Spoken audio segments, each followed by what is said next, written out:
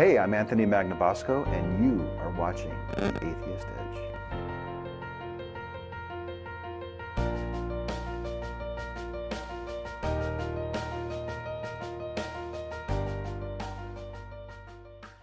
I chose to do my dissertation on fantasy because I wanted to spend my time thinking about stories filled with marvels and strangeness, excitement and meaning, even if those stories had, as I thought, no bearing on reality. All right, don't lump all of us non-believers in together and say what I think you're about to say.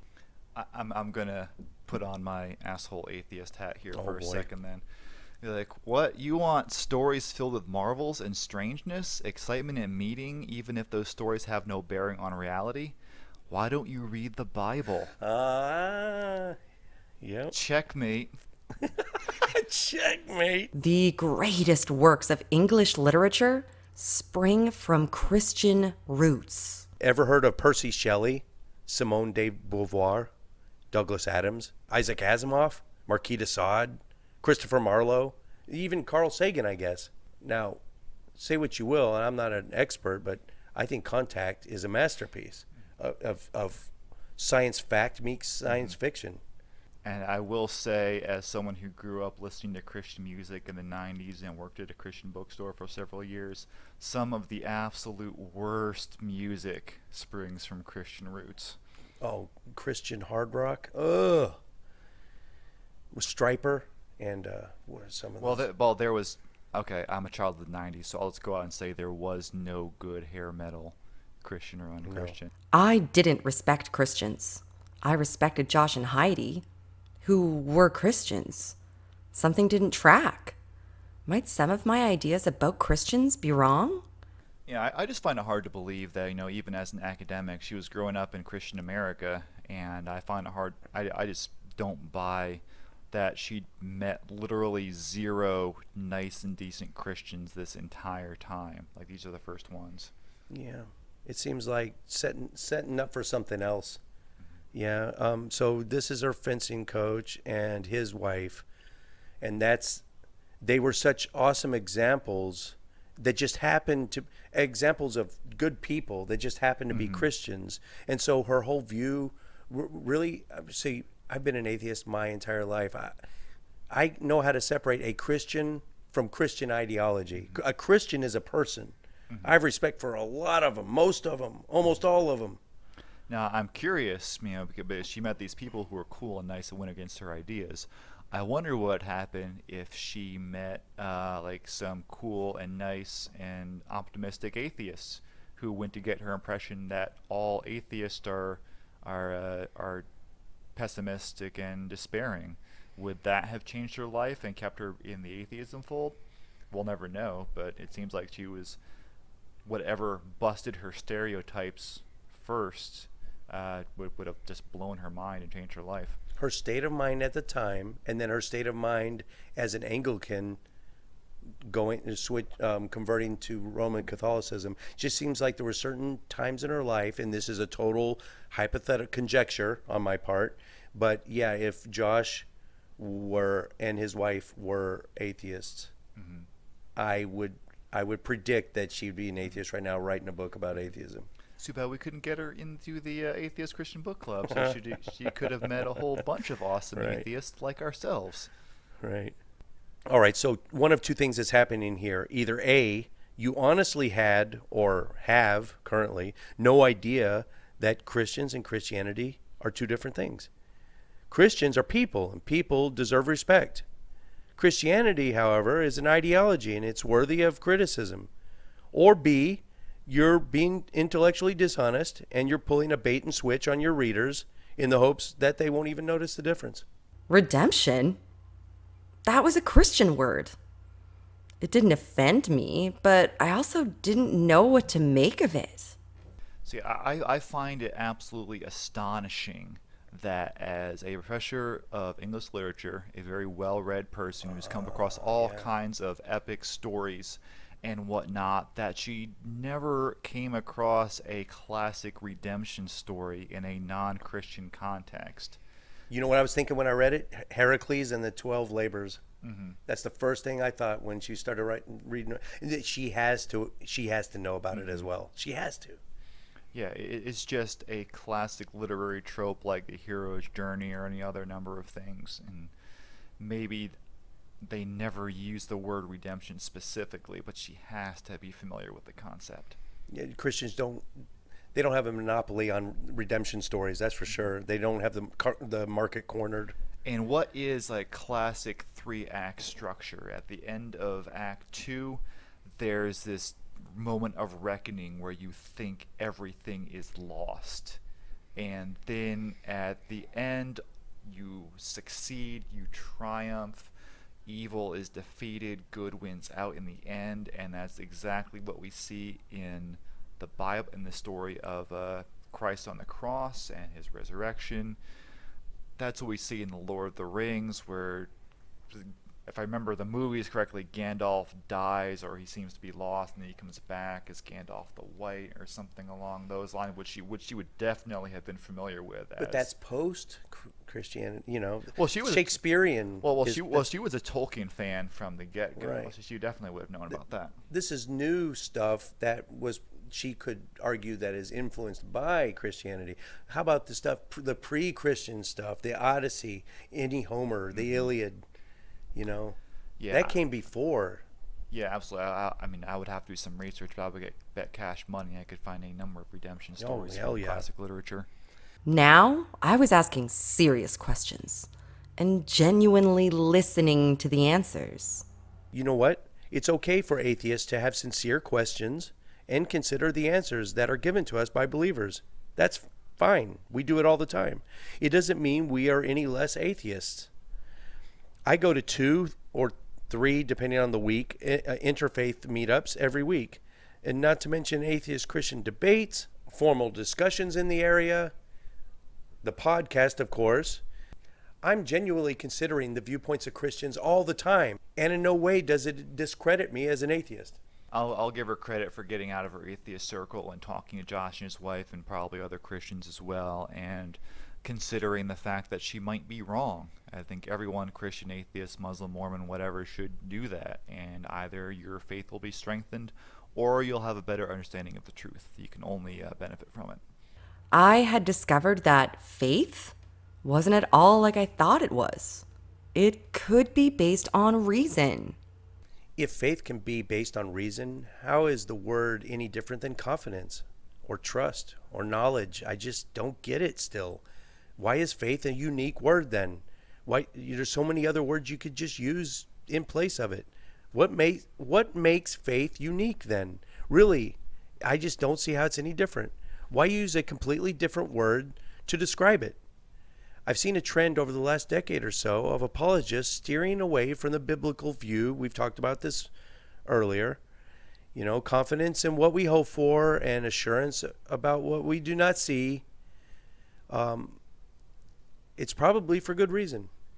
Agreed. And it's weird to see, I don't think faith necessarily is something magical, but it's weird to see apologists having to kind of back away from the idea that faith may be some kind of supernatural influence, or it's some great spiritual currency that you can have, and just be like, oh, it's the same thing as confidence. Well, then it's utterly mundane and almost less religious, less godly than if it were something that is a gift from God or something along those lines.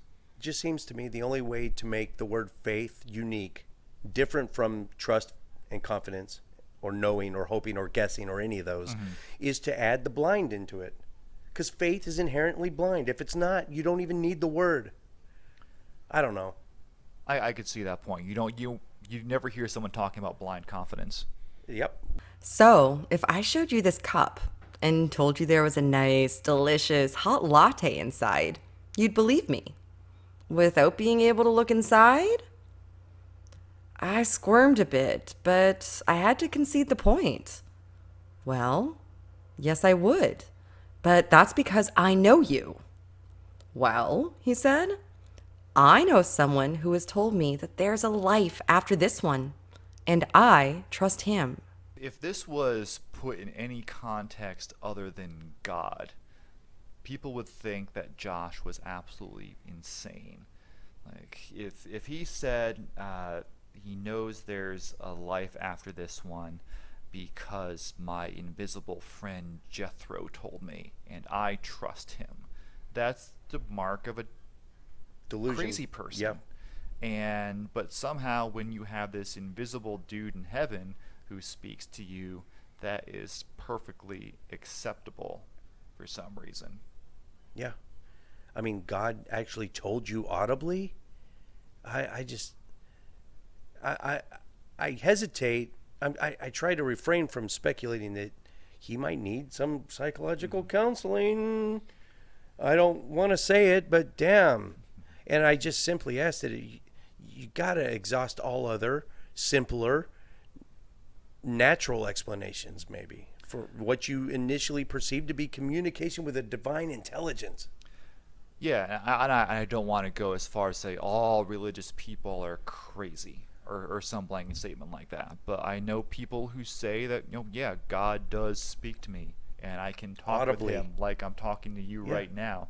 And if you talk about your invisible friend, the Great Gazoo, who's talking to you right now, and you can't see him, but he's totally real, you just have to believe in him. Then when you put things that way, then that just weirds me right the hell out. I got a friend that told me, because I said, he talks to you audibly? He said, yeah, there's two times in particular. The first one was he was in the shower and God talked to him audibly, like he could hear it, and told him that his friend was pregnant. And so when he was done with the shower, he got on the phone and called her. He said, I think you're pregnant. And she went and took a pregnancy test. Of course, it panned out. Wow, really? So he's only talking to you. He's only talked to you audibly twice. And that was the importance of what he had to say? That, oh, hey, your friend's pregnant. Well, she was going to find out anyway. Yeah. Really? I could see the logical consistency of the point Josh was making, that I had to be getting my moral sense from somewhere, since I had a strong sense of right and wrong, even though I often didn't follow it. And I had no way to account for it objectively. Should I at least consider that my sense of morality pointed toward a being of absolute goodness from whom my own moral sense derived? Well, yeah, I had to consider it. The time to consider a supernatural explanation is after you have demonstrated that said supernatural thing exists. Because you could come across supernatural explanations for literally anything, and it just muddies the waters. Like if you're doing a murder investigation and you have a gun with fingerprints on it that's licensed to your suspect, you can say, well, I think this person did it based on this evidence, or I think God teleported a bullet into this guy's cranium. Occam's razor. Not even Occam's razor. Like, okay, let's go investigate God now. Well, you can't. Exactly. We don't have a tool for measuring or observing anything outside of nature. Supernatural. Yeah. You can never ever rule out a supernatural explanation because they're completely unfalsifiable. We don't have a tool for measuring. Yeah, so it's at the same time perfectly explanatory and utterly useless as an explanation because there's any number of other alternative explanations that it will cause you to ignore. Mm-hmm. And when she said a being of absolute goodness, I'm going to resist the urge to go on a long tangent about objective versus subjective morality here, but there's that. And I'll just simply, I would love to ask Holly if she considered the example that chimpanzees' DNA is 98% similar to Homo sapiens. They go about their life as social animals. They cooperate. They live their life. They have no God belief whatsoever. They live happy. You know, they have their little societies. And not just higher order mammals, but lots, and even non-mammals, birds. They display altruistic behavior. Mm-hmm. And there's biological explanations on altruistic behavior. Mm-hmm. That seems so totally counterintuitive, doesn't it? And the mechanics that govern their sociology, their psychology, their neurophysiology. It also, that's the same mechanics that govern the behavior of all members of our species. We can't, just like you said, we can't deny that. The simplest, and that's why I said Occam's razor, and that's a much more simpler, it's a explanation, and it's testable. I believe that we will come before God in judgment, and he will give each person either perfect justice or perfect mercy. But this is, of course, all in the system that God himself set up. Like, there's nothing that would keep God from, for instance, giving everyone perfect mercy or giving everyone perfect justice. He's operating by his own rules, and this leads to, the thought that, you have to treat sending people to hell like that's totally okay because this is just how God operates, or because people choose to be without God. But hell doesn't need to be a necessary consequence unless you set up the system so that it's a potential consequence. It wasn't even created for us. It was created for the devil and his angels. I'm sure you've heard the dichotomy here, though. You can't have both perfect justice and perfect mercy. It's logically impossible. Have you heard that before? I could see where that would be an issue. Because perfect justice is like a distribution of punishment exactly according to what they deserve, right? But perfect mercy would be letting basically people off the hook for things that they deserve. You can't see that. You see how you can't have both. Yeah. If you deserve it, perfect justice would be you're going to get the exact punishment. Perfect mercy would be I'm going to let you off the hook. Yeah, you're right. That's kind of contradictory. Yeah, the qualifier there is perfect. If they just said he was, if Christians just said God was really merciful and really just, okay, that's good, but it's perfect justice and perfect mercy. Perfect mercy means, to me, it seems like it means merciful all the time. Yeah. And perfect justice is you're going to get what you deserve every time.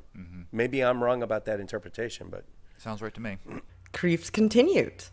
When is it reasonable for us to look for such psychological explanations for the origins of an idea? Only after we know, or think we know, that the idea is false.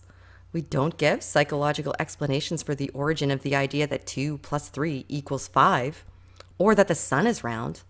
Thus, the Freudian argument begs the question. The God question cannot be settled that way, psychologically. Well, you can certainly consider psychological explanations for things that are potentially psychological and haven't been confirmed in any way to be true. That would be like saying you can't search for psychological explanations for astrology unless you already don't believe in astrology. Or you can... It's like a paranoid schizophrenic person saying, well, you can't psychoanalyze me because that just means you already believe I'm delusional. Maybe you are, maybe you aren't, but we should probably look into it before we just accept what you're saying wholesale. okay, any claims we make regarding, say, mathematical equations or the shape of stars, those are scientifically testable. Supernatural claims, like we just said, they cannot be testable. We don't have a tool for it. Every desire corresponds to a real object, and there is an innate desire for God. And so the whole point of C.S. Lewis's argument here is that people hunger, therefore we know there's food. People have thirst, so we know there's water. People lust, so we know there is sex. And people have desire for a higher purpose, therefore there must be a higher purpose, or something along those lines. And I can't figure out the name of the fallacy of it, but it's like saying, well, A corresponds with A, B corresponds with B, C corresponds with Z, therefore there must be a Z that corresponds with Z. Taking something to a logical conclusion. Well, saying because something is true a lot means that it must always be true.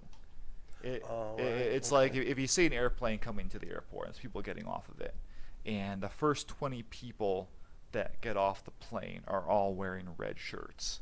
Does that tell you anything about what the 21st person is wearing?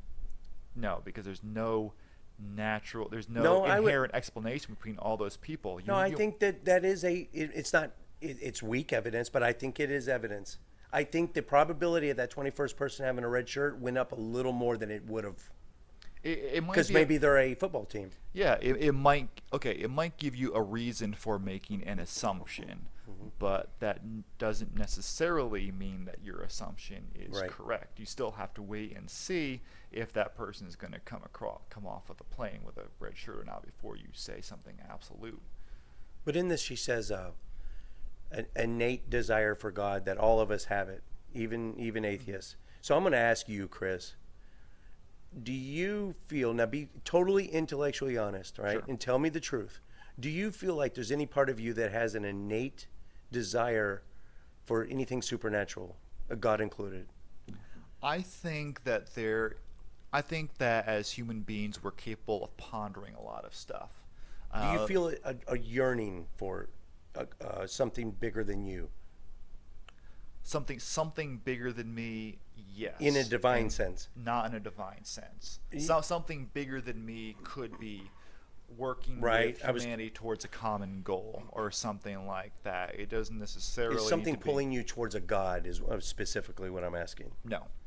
Do you feel you speak for the atheist community writ large when you say that? I'm sure there are a lot of atheists who would agree with me. Okay, I will go ahead and say it. I'm speaking for the entire atheist community. We don't have an innate desire for God, Holly. Yeah, I'd be curious because, obviously, fruit flies don't spend a lot of time sitting around and wondering about their purpose. They don't have the capacity to do so. And I would flip this on the theist and say, which came first, the desire for God or the big complicated brains that were capable of considering the possibility of God? Ooh. Yeah, wow. Okay. So if there isn't a desire for God, it came way before God even Yahweh even showed his face. Mm-hmm. Maybe it was Ahura Mazda. We have an innate desire for Krishna or Buddha. Mm-hmm. I found myself unable to cross out any of the last 6 cosmological or philosophical arguments. 3 of them I left unmarked, as I finally admitted that I couldn't assess what I didn't understand. But 3 I was forced to circle. The argument from motion to a first, unmoved mover, the existence of a first cause, and argument that time is meaningless if uncreated and infinite. Did it ever occur to you to perhaps crack open a book or two written by non-religious philosophers and take a look at the other side of the argument? Yeah, she says at the very beginning that she was an atheist, but she wanted to have an actual legit reason for not believing, which is commendable. But wouldn't the first thing you would look into be counter-apologetics?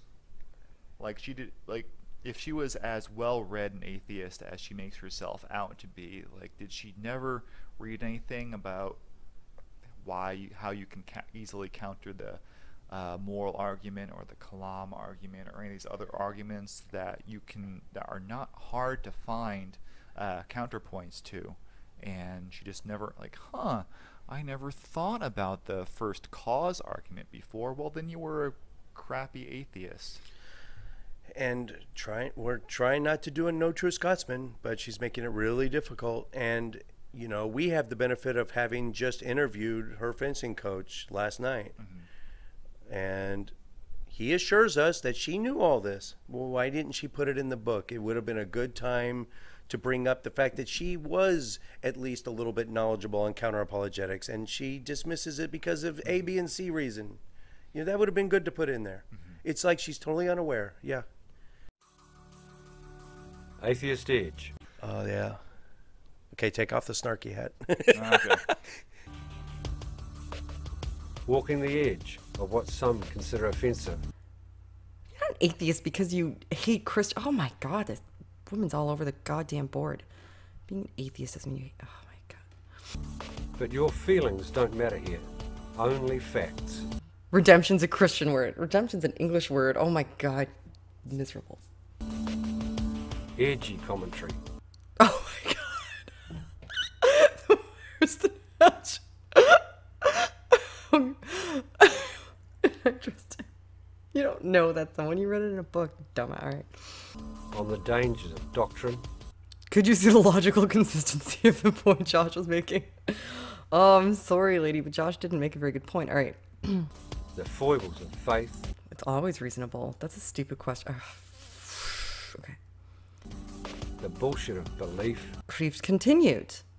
When is it reasonable for us to look for for such psychological explanations for the origin of an idea? Well, it's an idea, so it came from a brain, so... The stupidity of superstition. We don't have psychological explanations for the origins of the idea that 2 + 3 = 5. What? Yeah, we do. We quantified stuff, you dumbass. Or that the sun is round.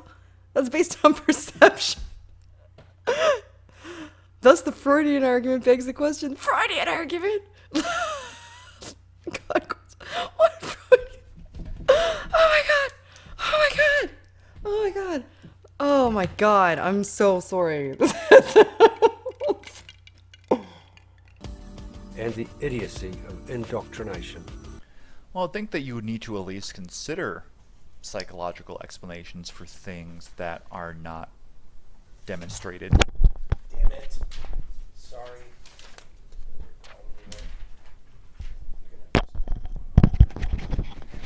Where was this? We are experiencing technical difficulties. Please stand by. That's going to be stay in there. This is going to be an editing, slow edit. Yeah. Slow edit.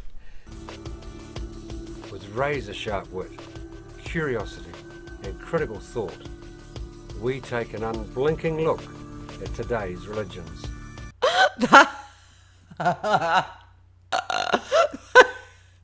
And proceed to a psychological argument. It's just fundamentally flawed. We are Atheist Edge. 1, who says there's an innate desire for God. That's an assumption. And 2, I can desire to achieve things. That's not an object. I would like to get a promotion at my job. Show me how that's a tangible object. That's a desire. I desire to do that. Not a tangible object. That's fucking ridiculous. That's the stupidest thing I've ever heard in my life. And also, it's just an assertion. It's just an assertion. There's an innate desire for God. Is there fucking really? Probably no. I was like, oh my God in heaven. God damn it. Okay.